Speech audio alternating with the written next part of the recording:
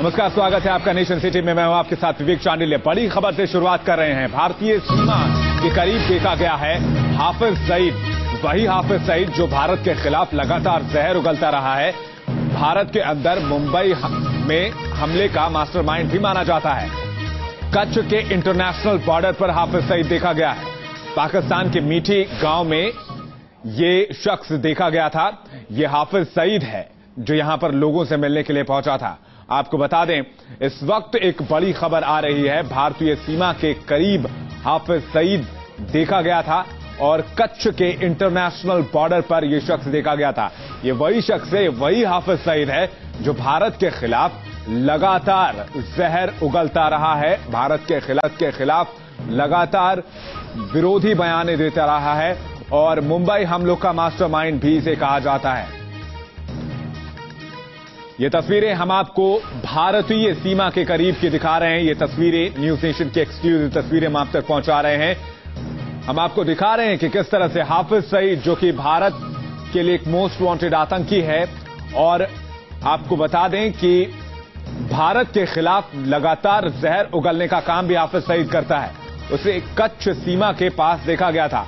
अप्रैल 2014 में आया था हाफिज सईद और सीमा के नजदीक किस तरह से लोगों के बीच ये कैंप लगाकर लोगों को सामान बांट रहा है, ये भी काफी चौंकाने वाली बात है। ये भी काफी चिंतित करने वाली बात है। आप देखिए कि भारतीय सीमा के करीब किस तरह की एक्टिविटी की जा रही है हाफिज सईद की तरफ से। जमात उद दावा का चीफ है और आपको यह भी बता दें कि एक बाकायदा पूरा सेमिनार लगा के आप देख सकते हैं लोगों के बीच में सामान बांटने की कवायद कर रहा है। कुछ दिन पहले खबर यह भी आई थी कि यह जैसलमेर के आसपास भी देखा गया था। हमारे साथ हमारे संवाददाता पूरब पटेल जुड़ रहे हैं। पूरब, ये तस्वीरें वाकई चिंतित करती हैं। कौन सा ये इलाका है, क्या करने यहां पहुंचा था, और अब जो ये तस्वीरें सामने आई हैं, ये तस्वीरें काफी ज्यादा चिंता में डाल सकती हैं भारतीय सरकार को।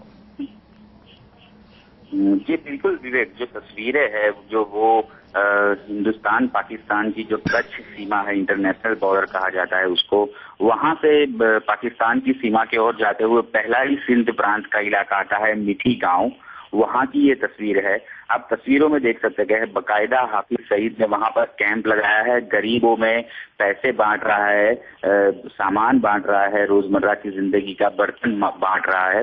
तो कहीं ना कहीं गांव वालों की एक सिंपैथी लेने की कोशिश की जा रही है हाफिज सईद की ओर से, ताकि उसके जो काले मंसूबे हैं उसमें वो कामयाब हो सके। यहाँ से हिंदुस्तान की कच्छ बॉर्डर महज 40 किलोमीटर है।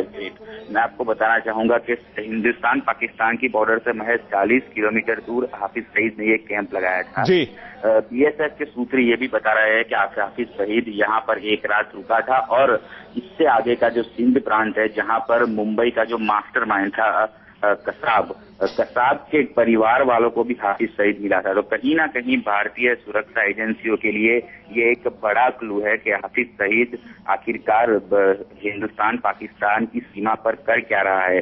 सुरक्षा एजेंसियों को ये खंगालना होगा, इसके तार मिलाने होंगे कि आखिरकार हाफिज सईद के मंसूबे क्या है और हाफिज सईद इतना करीब कैसे पहुंच गया हिंदुस्तान पाकिस्तान की सीमा पर।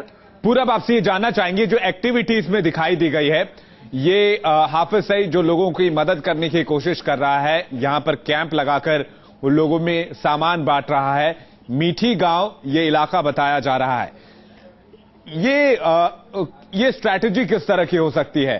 क्योंकि हाफिज सईद जिस तरह का मास्टरमाइंड रहा है, जिस तरह के बयान वो लगातार भारत के विरोध में देते रहा, भारत की सीमा के करीब होने के क्या मायने हैं? भारत की सीमा के करीब इस तरह की एक्टिविटीज के क्या मायने हैं?